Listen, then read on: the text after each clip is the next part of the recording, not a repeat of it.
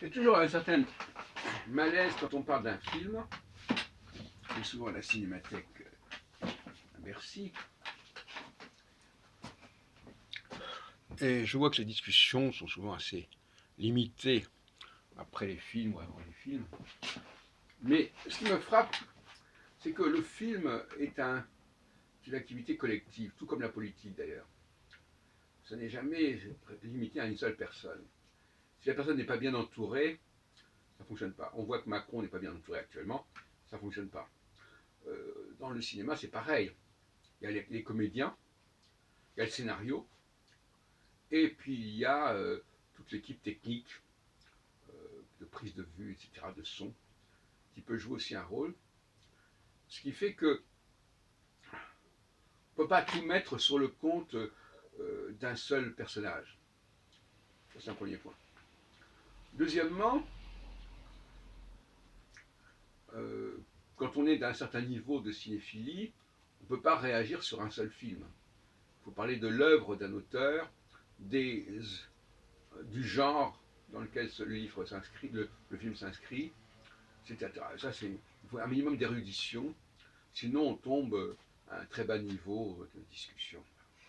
Et puis ensuite, je crois qu'il est intéressant aussi de réfléchir sur le film, de voir si on l'a bien compris, si c'est bien passé.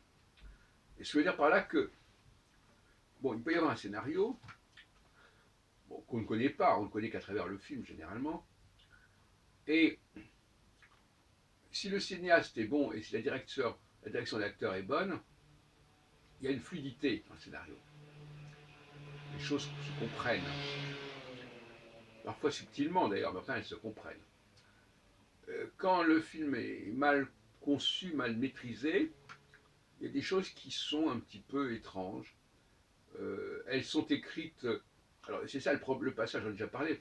Le passage de l'écriture, le scénario est écrit a priori à la vue, au film, est assez délicat parce que dans le film, il y a des choses qui sont pas dites, qui sont vues, qui sont montrées. Et le passage, la capacité de montrer, de traduire en images, en gestes, un texte, c'est la qualité principale du cinéaste. Quitte à maîtriser effectivement l'ensemble des données dont j'ai parlé. Et il faut s'interroger.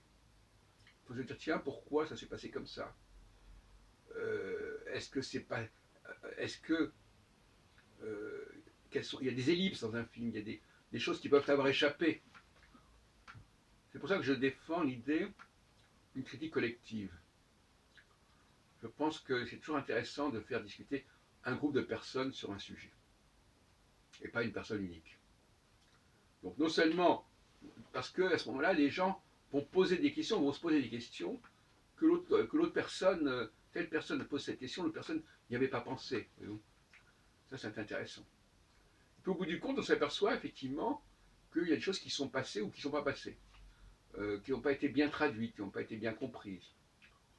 Bon. Voilà, il y a donc tout un ensemble, il y a tout un travail collectif qui est au niveau du cinéma, mais au niveau de la critique cinématographique, il faut également un travail collectif. Et je l'ai déjà dit dans une présente vidéo, il ne s'agit pas de discuter avec un auteur, il s'agit surtout, à mon avis, de faire discuter entre les gens qui ont lu le livre, qui ont vu le film. Après, quand tout ça s'est décanté, il peut y avoir un rapport avec l'auteur. Mais directement, discuter directement avec l'auteur, c'est complètement vain, parce que l'œuvre est complexe, et cette complexité, elle ne peut être appréhendée, à mon avis, que par un collectif.